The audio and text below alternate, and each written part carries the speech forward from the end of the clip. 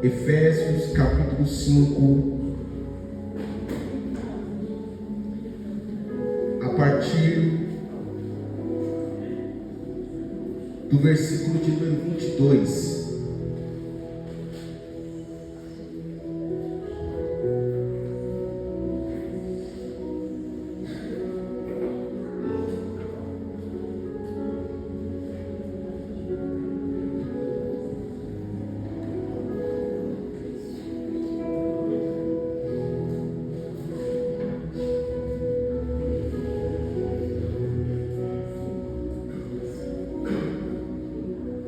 Amém?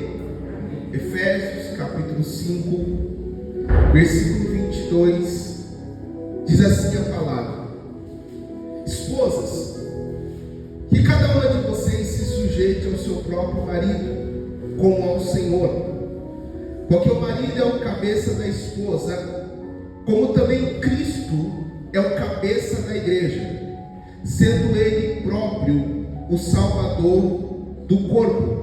Como, porém, a igreja está sujeita a Cristo, assim também a esposa se sujeite em tudo ao seu próprio marido. Versículo 25: Maridos, que cada um de vocês ame a sua esposa, como também Cristo amou a igreja e se entregou por ela, para que a santifique, tendo-a purificado por meio da lavagem de água pela palavra. Amém, igreja? Agora o capítulo de número 6, versículo de número 1. Filhos, obedeçam aos seus pais no Senhor, pois isso é justo. Honre o seu pai e a sua mãe, que é o primeiro mandamento com promessa, para que tudo corra bem com você e você tenha uma longa vida sobre a terra. Versículo 4: E vocês, pais, não provoquem os seus filhos a ira, mas tratem de criá-los na disciplina e admoestação do Senhor. Amém? Agora, para a gente encerrar esse momento de leitura, vamos lá no livro de Salmos. Salmo de número 127.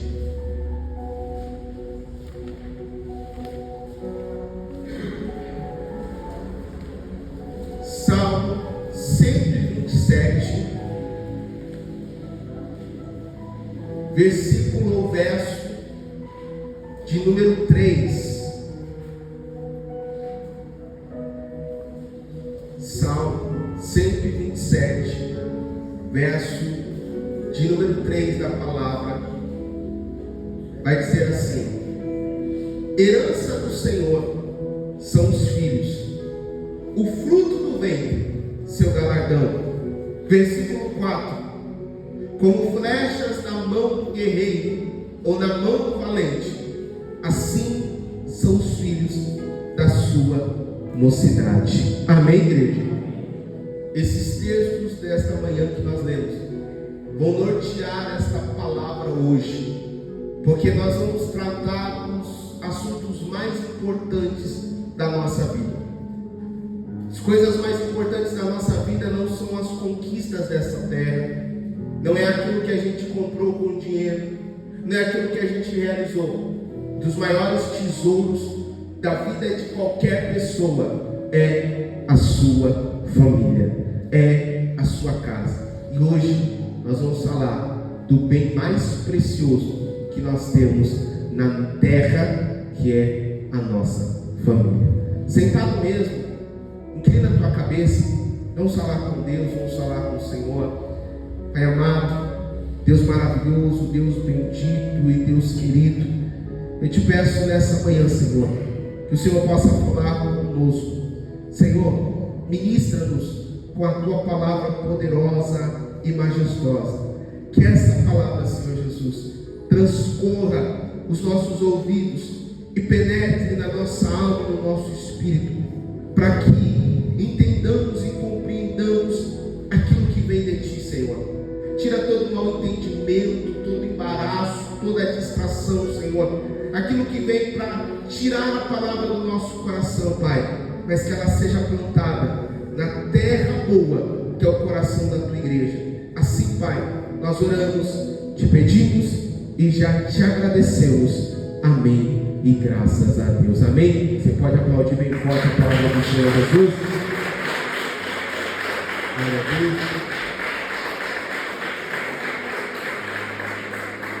Se nós estamos nessa campanha dos decretos de Deus, a família é o decreto de Deus.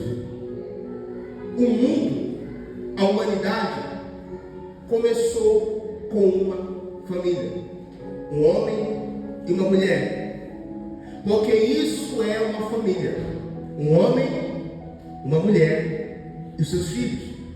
Hoje são pregados vários tipos de família, e pasme você, agora até a família de boneco tem, né? Vocês estão sabendo agora? O ser humano está tão deturpado que antes o problema era os filhos pet, né? Agora largaram os bichinhos também. E agora querem mais facilidade. Porque o animal dá custos, é dificuldade, mas nada perto de um filho. Mas viram que até os animais de estimação, como filhos, dá trabalho, dá problema. E agora quer o quê? Boneco. O ser humano tem a sua mente deturpada se não for pelo Espírito Santo de Deus. E tudo que Satanás quer é que essa mente deturpada ela continue na vida das pessoas. Porque o maior ou a maior instituição ou o maior ministério que Deus plantou nessa terra não foi uma igreja, não foi uma comunidade, foi a família. Porque é a família que é a base da sociedade. Quando Adão tem sua esposa, quando Deus dá Eva a ele, o decreto é que o homem deixe o pai e a mãe, se una a sua esposa e se torne uma só carne. A família é importante. Para você ter ideia disso, uma das maiores religiões, porque as três maiores religiões são a católica, a cristã protestante e o islamismo. Aqueles que fazem parte do islamismo, eles têm um foco: nós precisamos ter o máximo de filhos possíveis. É por isso que a cultura deles é não ter uma única esposa, porque se tem mais de uma, mais filhos. Tendo mais filhos, eles ensinam os preceitos do islamismo. Ensinando os preceitos do islamismo, eles povoam a terra com o seu pensamento. É por isso que hoje a Europa está tomada dos muçulmanos, porque é esse pensamento: o meu filho vai influenciar a sociedade, a minha geração influenciará a sociedade, porque a família é a base da sociedade. E aqui vai a primeira coisa para nós: dentro da sua casa, lá nas quatro paredes da sua casa, existem pessoas que vão influenciar o futuro. Seja eles já maiores, menores, nós como pais precisamos entender isso. Aqueles que estão hoje morando conosco vão sair e vão influenciar a sociedade. E a pergunta é: como eu e você temos influenciado a próxima geração? Como eu e você temos influenciado aqueles que ficarão aqui quando nós partimos? Se a nossa influência for pífia, se a nossa influência for ruim, o futuro da humanidade, da sociedade será mau, será ruim. Uma coisa que eu não entendo hoje em dia é pai que tem medo de filho, pais que têm medo de corrigir, de ensinar, de doutrinar filhos. A pergunta é: os pais de vocês tinham medo de doutrinar vocês? Não tinham.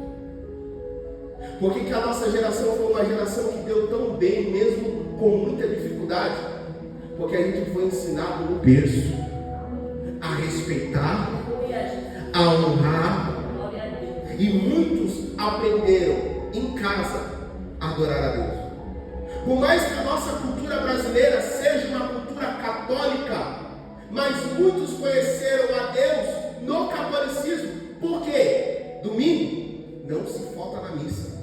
Aí eu não quero ir. E você não manda em nada, você vai. Não, mas é chato. E daí você vai. Com os nossos pais a gente não tinha direito. Era só dever. E agora a sociedade quer dizer que os filhos têm mais direitos do que deveres. Só que quem manda na nossa casa é a gente, não são os filhos. Nós precisamos ainda guardar a palavra de Deus. Filho é guardado na casa do Senhor. Filho é guardado no tempo. Pastor, mas não quer vir? Então traz a força. Pastor, vai fugir, amarra no pé do altar, mas não deixa ele sair da presença de Deus. Porque foi assim com a gente, e a gente não morreu, e não acabou com a nossa vida. E olha que não tinha, se fizesse alguma coisinha errada, apanhava. Eu vejo gente mais velha falando assim: pastor, se eu passasse na frente do meu pai, quando ele estava conversando, rapaz, pode se preparar que ia apanhar depois. A gente não morreu. Não pode corrigir. Eu não estou falando de espancar, filho. Não pode corrigir, porque vai traumatizar a criança. Vai traumatizar o quê?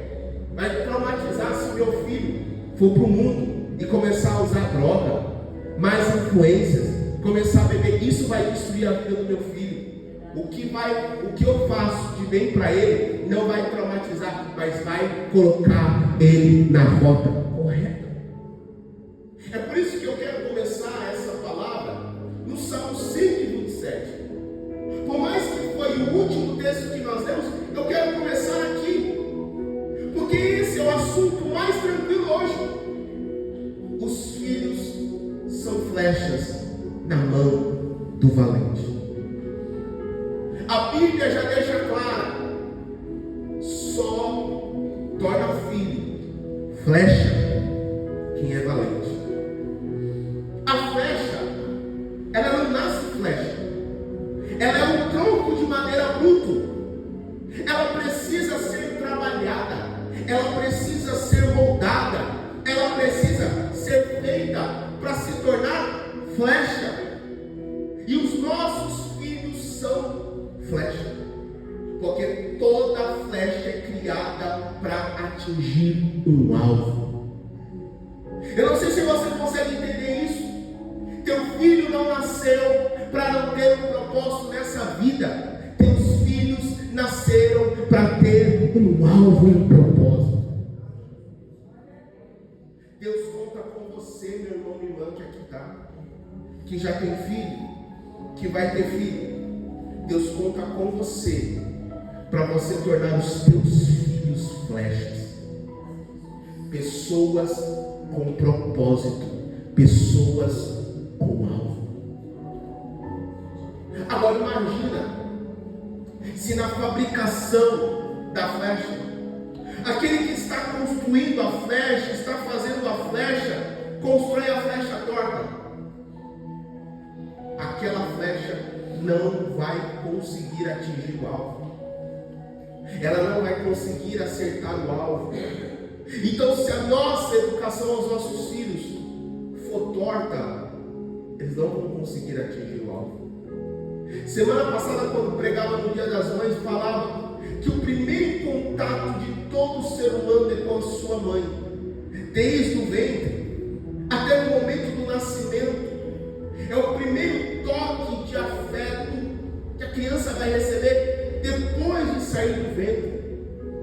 E a mesma coisa é na formação do caráter de qualquer pessoa. A primeira experiência é dentro de casa.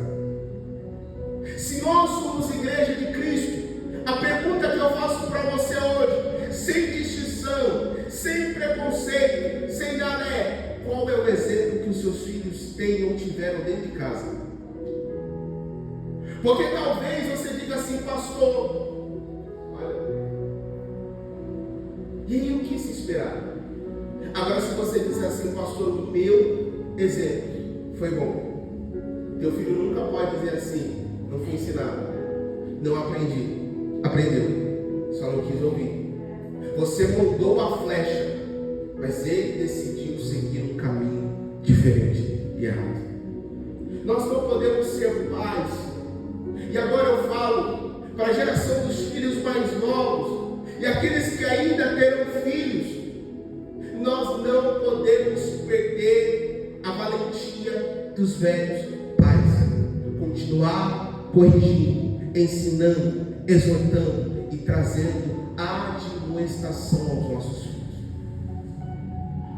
Quando Paulo fala aos Efésios, ele diz: pais, vocês só não podem fazer uma coisa com seus filhos: aborrecê-los, magoá-los, tratá-los mal. De resto, vocês devem corrigir os seus filhos. É a Bíblia que ensina que existe a vara da correção. Não é o mundo, é a Bíblia. Que a vara da correção precisa estar nas mãos daqueles que foram colocados para corrigir. É vara da correção, não é vara do espancamento. Nós precisamos corrigir os nossos filhos. Eu vejo pais mais velhos, mães mais velhas, o filho está com 30, 40 anos, ele ainda corrige. Filho, olha lá. Porque tem no seu coração: eu ainda cuido daquilo que é a minha herança. O versículo 3, o verso 3 dos Salmos: os filhos são herança do Senhor. Os filhos são tesouro do Senhor, e ninguém trata mal tesouro nenhum. Cuida, guarda e deixa belo. Ninguém olha para uma pedra preciosa, para um diamante e diz assim: deixa aqui. Não, cuida com maior cuidado, com maior zelo. Pole ela sempre, lustra ela, deixa em destaque. E assim deve ser com os nossos filhos. Cuida, lustra ele, deixa ele bonito, deixa ele belo. Mas não descuida dos seus filhos. Porque se a gente descuidar dos nossos filhos, tem quem cuida lá no mundo. Se a gente não cuida dos nossos filhos em casa, se a gente não ensina em casa, tem quem vai ensinar lá fora no mundo. E o problema é o que eles vão aprender lá no mundo, o que eles vão ouvir lá no mundo. A gente precisa ensinar os nossos filhos no caminho certo. Pastor, mas eu ensinar meu filho, ele vai ser perseguido. Você prefere um filho perseguido com palavras ou um filho que vai para o inferno? Eu prefiro um filho que é perseguido aqui na terra, mas vai ter a coroa de glória lá no céu. Eu prefiro um filho que perca as amizades, porque eu ensinei o que é certo para ele, do que ver meu filho no mundo e perder a salvação. Eu prefiro meu filho de vez em quando de bico comigo, bravo comigo, mas sabendo que o caminho que ele vai seguir é no céu. Eu prefiro meu filho, eu falo isso na cara dele, que às vezes ele fica empurrado. Está aqui minha esposa que não deixa mentir. Sai bravo. Falo, eu prefiro meu filho chateado comigo, mas quando ele estiver adulto, eu ver ele nos caminhos do Senhor e no lugar correto. Os filhos são flechas na mão do valente. Você já viu um arqueiro pegando flecha? Ele pega da aljava, ele coloca no ar. Só que para aquele filho ou aquela flecha ganhar um impulso, qual é o primeiro movimento que ele faz? Para frente ou para trás? Atrás. Ele prepara a flecha, ele coloca no alvo e depois ele solta. Enquanto os nossos filhos estão dentro da nossa casa, a gente está colocando eles para trás aqui assim. Seria muito mais fácil a flecha já ir, mas ela precisa vir para trás. É o processo de aprendizado e de ensinamento. Depois que ela está atrás, o arqueiro vê o alvo, fala: agora está na hora de soltar, agora está na hora de você ir para o alvo. Eu te coloquei no caminho, eu te preparei, agora é com você. Eu soltei você para o alvo. Agora é com você, flecha, atingir o alvo para o qual eu te preparei. Amém, igreja? Entenda isso. Teus filhos são bênção de Deus. Os filhos são bênção do Senhor. E se são bênção, nós precisamos abençoá-los. É eu e você que abençoamos os nossos filhos, não é mais ninguém. Que haja bênção nas nossas bocas e não maldição. Que haja bênção para os nossos filhos das nossas bocas e não maldição. Que nós possamos continuar ensinando os nossos filhos no caminho do Senhor, enquanto eles estiverem vivos.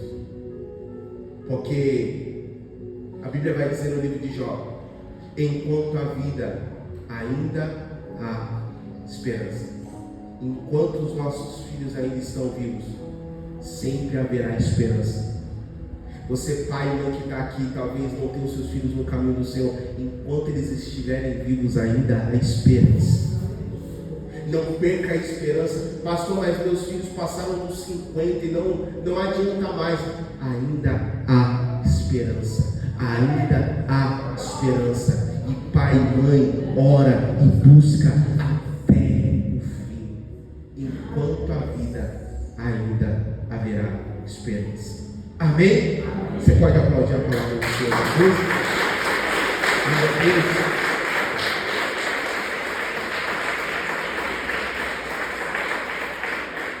Agora vamos voltar lá para Efésios capítulo 5. Efésios 5.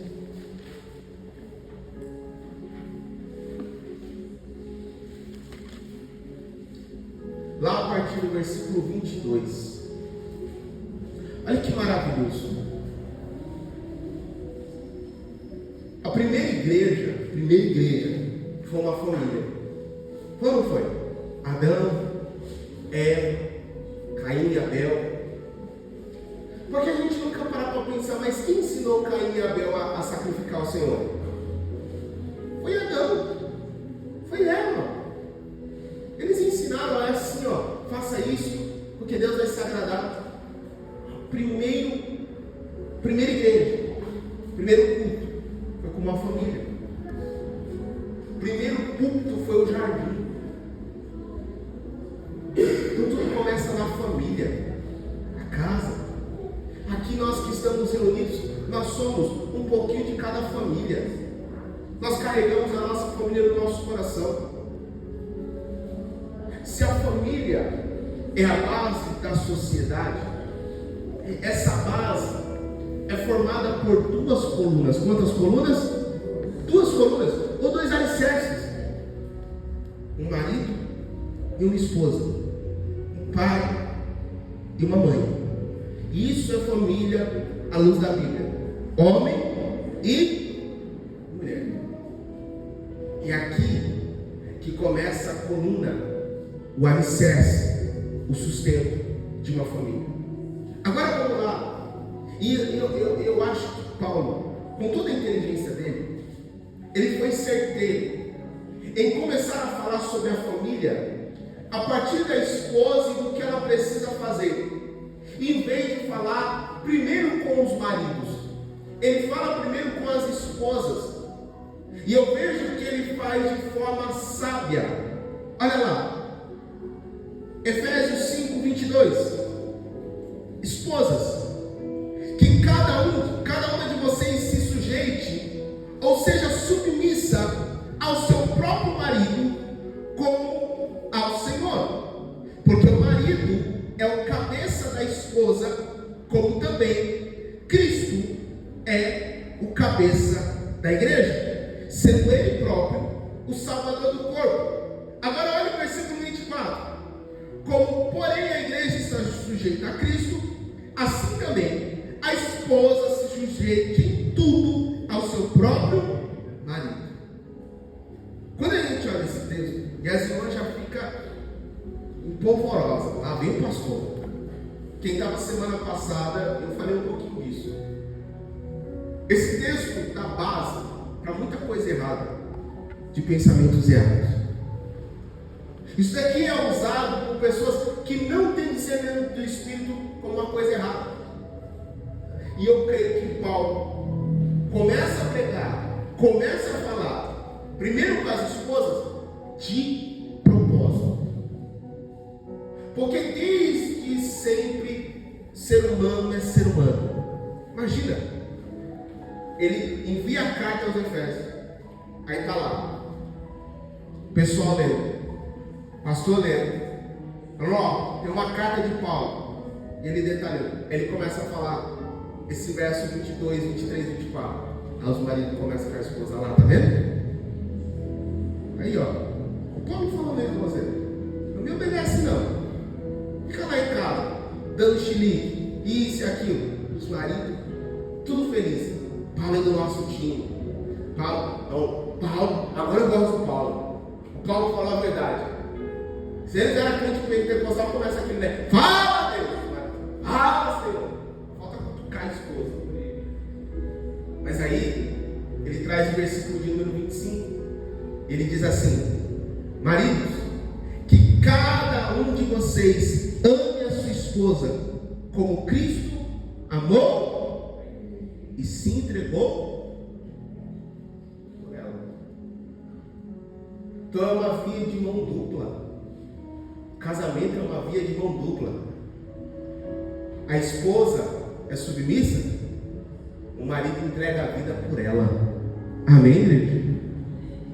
Então é uma via de mão dupla. Não é um faz e o outro não faz, é os dois.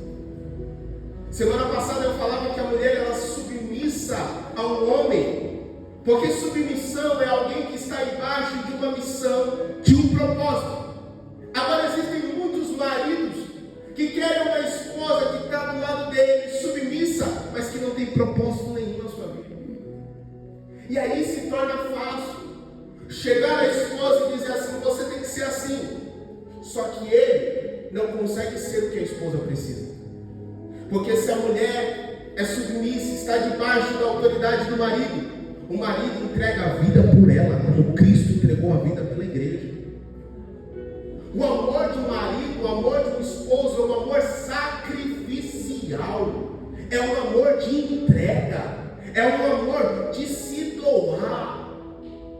E aqui pega, porque talvez a gente encontrasse muitos homens assim, e mesmo não cristãos, antigamente.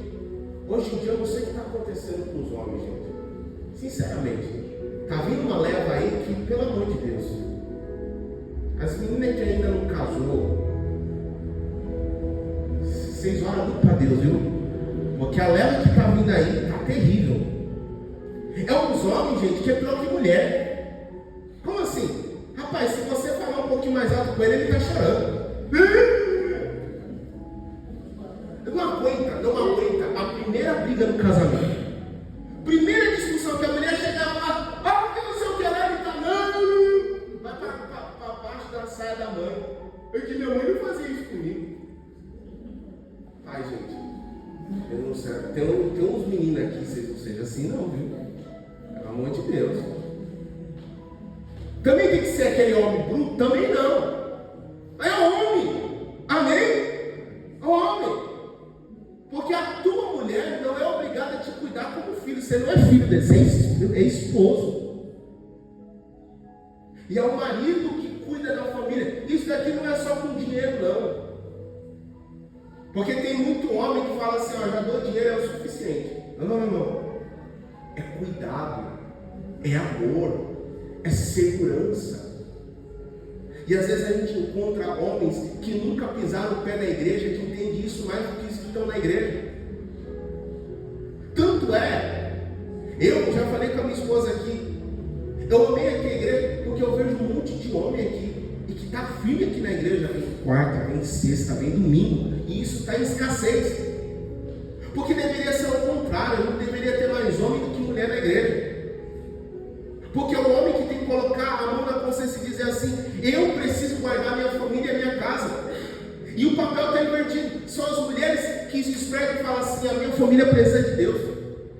Isso é tão verdade que tem irmãs que passam tantos anos, oram pelo marido, oram pelos filhos, eles vão vir na presença de Deus. e é uma luta. Mas quando o homem vem para a igreja, ele arrasta muito mais fácil a família, porque ele tem autoridade. E eu louvo a Deus pelos irmãos que aqui estão e oro ao Senhor que mais homens de Deus pisem o pé nessa igreja, que homens se convertam ao Senhor. Então, o marido se entrega. Pastor, o que é se entregar? É se doar por inteiro. É homem que diz assim: antes eu tinha amizades, hoje a minha maior amizade é minha esposa. Homem, marido que tem um monte de amiguinha aí, você vigia, mano. Não é que minhas amiguinhas, que é amiguinha aqui. A sua melhor amiga e a única amiga que você tem que ter é a tua esposa. Estou falando para você virar um bicho de 7 cabeças e largar a amizade, não, mas vigia, mano. Porque não adianta nada a gente querer uma mulher que seja idônea, que nos respeite, que seja fiel, se a gente não consegue ser fiel a quem a gente fez uma aliança. Eu preciso apertar os homens um pouquinho, porque a gente já está acostumado a puxar o freio das mulheres demais. É cada palavra vem mulher, vou deixar apertar o freio dos homens um pouco. Se a gente quer mulheres do nosso lado, que a gente seja o espelho de Cristo na nossa casa. Que os nossos filhos aprendam conosco. Amém, igreja? Aí sim a gente chega no versículo 22. Aí você não vai nem precisar chegar para a tua mulher e falar assim: ó, você tem que ser assim, viu? Ela vai olhar para você e vai dizer assim: eu preciso ser assim. Porque eu tenho um marido que é diferenciado no meio da multidão. Eu preciso honrar esse homem. Eu preciso amar esse homem. Eu preciso cuidar dele. Porque ele não pensa 2 vezes em cuidar de mim e da minha família. Amém, igreja? Então a família, ela não é algo, sabe, estável. Não está. São pessoas e pensamentos diferentes que se juntam. Mas ela é a nossa fortaleza. A nossa casa é a nossa fortaleza. A nossa casa é o nosso castelo forte. A nossa casa é o nosso bem mais precioso. A nossa casa é o nosso maior tesouro. O que a gente conquista lá fora só faz sentido se a nossa família participar. Só faz sentido se for bem para eles. Amém, igreja? Pastor, por que você quer uma casa tua? Porque eu sei que se eu tiver uma casa, os meus filhos vão ter uma casa também. Vou saber que eu vou deixar algo para eles e não vou deixar eles desamparados. Pastor, por que você quer um carro? Para ser um socorro, além de facilitar no trabalho, um socorro. Porque na hora que passar mal, carro. Então tudo tem que ser pela base da família. Amém, igreja? É um cuidando do outro. É um olhando para o outro e dizendo assim: é pela minha família, é pela minha casa. É o marido cuidando da esposa, é a esposa cuidando do marido. Vai ser perfeito toda a vida? Vai ser não. Não existe. Sempre vai ter uma dificuldade. De vez em quando vai levantar a poeira. Mas a gente se entende. Casamento não pode faltar respeito. Não vai faltar discussão, mas não pode ter briga. Discussão a gente se desentende, mas se resolve no mesmo dia. Uma coisa. Os que ainda não casaram, os homens que ainda não casaram, aprende uma coisa: você nunca vai ter razão de nada. Cadê os casados? É verdade, não é? O homem nunca tem razão de nada. Pode estar certo, você nunca tem razão de nada. Agora eu vou contar um segredo para vocês. Os maridos, as mulheres não ouvem não, viu? Faz você fazer ela achar que a ideia dela é dela, mas é sua. Aí ela vai falar: não, que a gente vai fazer isso. É isso mesmo. A ideia vai ser dela, vai sair de você. Faz ela acreditar que foi dela a ideia. Você não ouve isso não, viu, irmão? Não falei nada. Esquece, em nome de Jesus. E a gente vai se amando e vai vivendo. Amém? E vai se entendendo. O casal vai brigar, pastor? Vai. Mas não dorme brigado, não. Ah lá, como o marido nunca tem razão, é tu que vai ter lá, dar um abraço, dar um beijo, dar um cheiro. Amém? Faz um pix também. Faz um pix. Você resolve na hora, meu. Ela esquece na hora. Oh, perdão. Você manda até dar uma mensagem, não precisa nem falar. Ela só vai no teu nome, pá! Aí tá lá, amor, me perdoa. Ela vai perdoar na hora. Compra um lanche também, resolve também, né? Leva para passear. Não é bom? Mas eu vou pedir. Grava. Quem falou foi o pastor, não foi eu não. Amém? E aí a gente chega no último ponto. Se eu comecei dos filhos falando dos pais para os filhos, dos filhos para os pais. Quando nós vamos os 10 mandamentos, o primeiro mandamento que tem uma promessa: honra o teu pai e a tua mãe, para que os seus dias sejam prolongados na terra. E assim a gente tem que ser. Sabe por quê? A geração antiga é tão abençoada, porque sai da casa do pai, mas continua honrando o pai e a mãe. E a geração de hoje sai de casa e esquece do pai e da mãe. Não estou falando que o filho tem que pegar o pai e a mãe e colocar dentro de casa, não é isso. É honra. Honra é tornar algo como precioso. Sair da casa dos meus pais, mas eles continuam sendo preciosos para mim. Por mais que a Bíblia diga que o homem e juntamente a esposa saem de casa e vão viver a sua vida, e agora o pai e a mãe espiritualmente deixam de ser pais, eles se tornam alguém que fez parte da vida e agora os filhos vivem uma vida sozinhos. A honra vai além disso. A honra é eterna. Amém, igreja? A honra é eterna. E nós não podemos perder isso. Nós não podemos perder a honra aos nossos pais. Então, se hoje você ainda tem os seus pais vivos, continua honrando eles, continua amando eles, continua ouvindo os conselhos deles. A gente fala que no casamento é o marido e a esposa e Deus. Isso não muda, mas continua ouvindo eles, continua ouvindo o que eles têm para falar, e se for proveitoso, continua levando para a tua vida. Mas que a honra aos filhos sempre seja dada aos pais. Que os pais continuem sendo honrados. Então, se você está aqui e você ainda tem os seus pais, continua honrando eles, continua amando eles. Se for necessário, cuida deles, porque um dia eles cuidaram de você. Não abandone os pais, não largue os pais, não descuida dos pais. Você é um espelho de Deus aqui nessa terra. Amém, igreja? Então a nossa família é e sempre será o nosso bem mais precioso. E cada um daqueles que aqui estão representa uma família hoje. Você representa a sua família. Você representa a tua casa. Amém? Aos que ainda moram com os pais, você representa a tua família que nem existe ainda. E você tem uma oportunidade que talvez os teus pais não tiveram.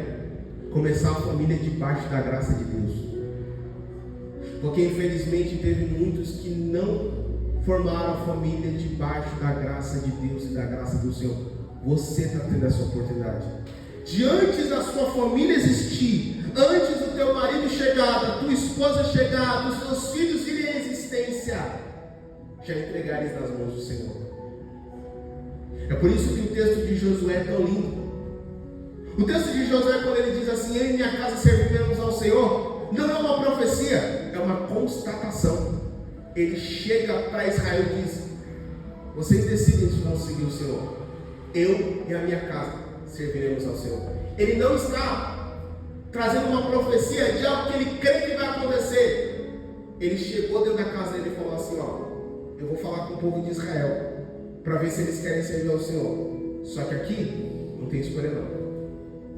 Aqui nessa casa a gente não vai servir outros deuses. Aqui nessa casa a gente vai servir ao Senhor, ao Deus Todo-Poderoso. Amém, igreja? Que assim seja na tua casa. Quando você chegar lá na tua casa, declara lá dentro da sua casa: essa casa aqui é tua, Senhor. Essa casa é do Senhor. Eu e a minha casa serviremos ao Senhor. Amém? Você pode aplaudir bem forte o Senhor Jesus? Graças a Deus. Amém? Você coloca de pé.